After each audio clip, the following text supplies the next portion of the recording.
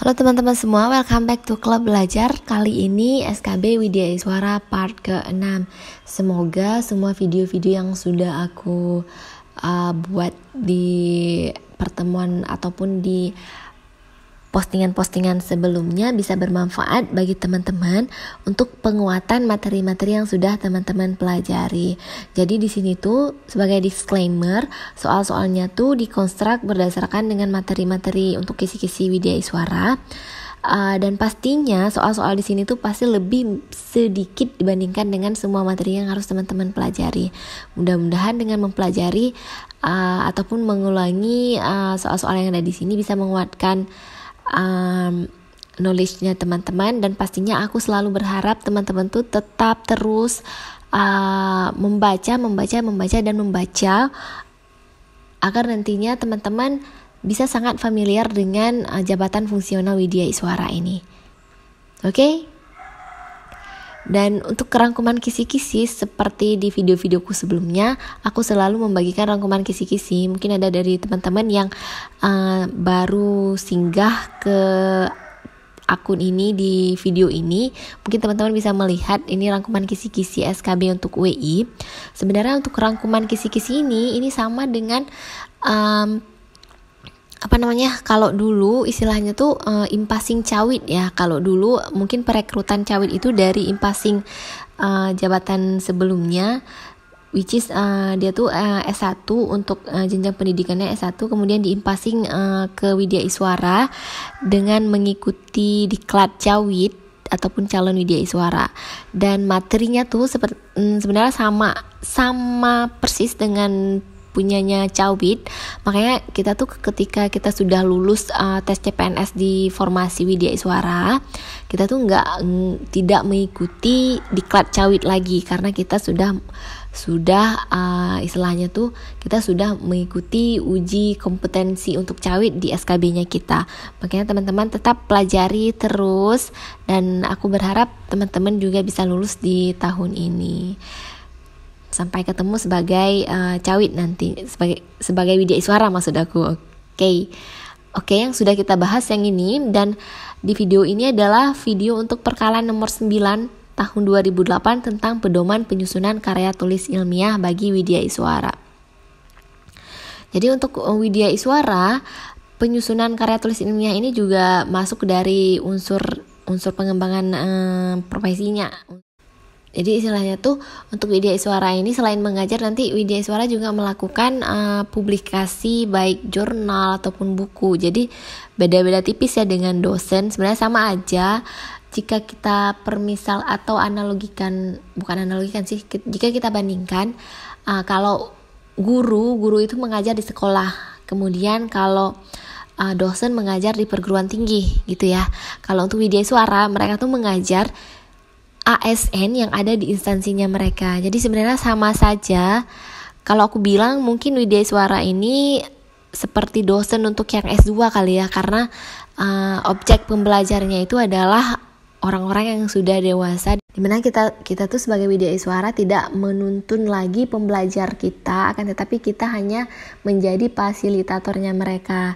Jadi kita tuh bukan sebagai orang yang paling depan, yang paling tahu segalanya, akan tetapi kita tuh adalah mitra belajarnya para pembelajarnya kita. Oke, tanpa berpanjang lebar dengan pembelajaran orang dewasa, which is nantinya kita akan bahas di video selanjutnya, kita langsung aja ngebahas soal tentang perkalaan nomor 9 tahun 2008. Aku selalu mendisclaim bahwa soal-soal yang di sini itu bukan soal yang keluar di SKB ku pada pengalaman aku terdahulu, akan tetapi ini adalah hasil konstruksi dari perkalaan nomor 9 tahun 2008 untuk penguatan materi teman-teman, penguatan apa yang sudah teman-teman pelajari dari perkalaan nomor 9 tahun 2008 tentang penyusunan KTI bagi Widya Iswara. Oke, lanjut untuk soal nomor 1.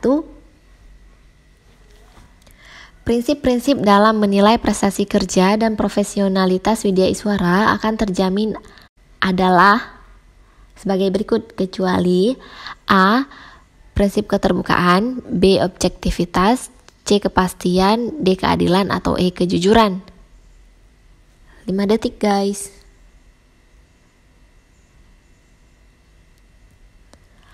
Oke, jawabannya adalah kejujuran.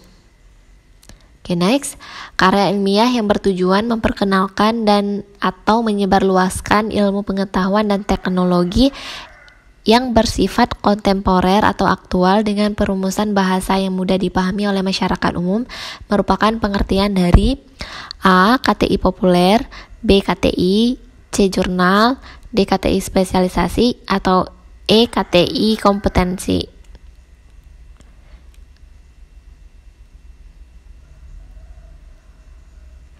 Oke, jawabannya adalah A. KTI populer. Soal selanjutnya, berdasarkan sistematika penulisan KTI, kaidah tata cara dan sistematika penulisan karya tulis ilmiah hendaknya ditulis pada bab. Berarti ini yang ditanya adalah kaidah tata cara dan sistematika penulisannya ya. Hendaknya ditulis pada bab berapa nih teman-teman? Apakah A 1, B 2, C 3, D 4, atau E 5?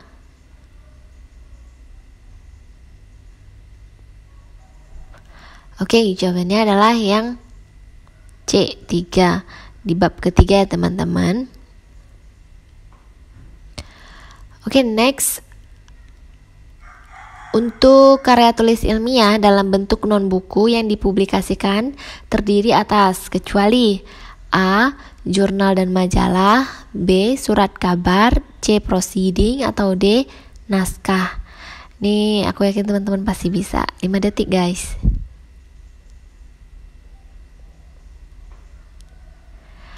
Oke, jawabannya adalah yang D. naskah. Oke, next. Dalam penyusunan KTI harus memperhatikan kaidah-kaidah berikut kecuali A. asli, B. perlu, C. objektif, D. transparan, atau E. ilmiah. 3, 2, 1. Jawabannya adalah transparan. Jadi untuk kaidah-kaidah KTI ini teman-teman tuh sering dengar pasti kata apik ya. Kalau sekarang di perkalan ini ditambah satu lagi apiko. Jadi tuh dia apik itu kepanjangan dari asli. Sebentar aku tulis teman-teman. Right. Apik ya. Kaidah-kaidahnya tuh adalah A.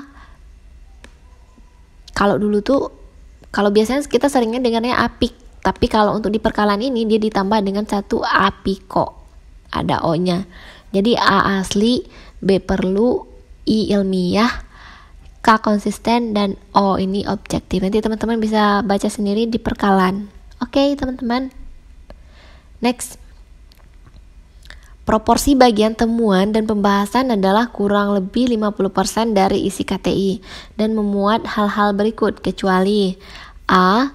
pembahasan teoritik, B. pengungkapan permasalahan, C. pembahasan fakta ataupun peristiwa di lapangan, D. uraian dan analisis tujuan atau ilmiah, tinjauan atau ilmiah maksudku, kemudian E.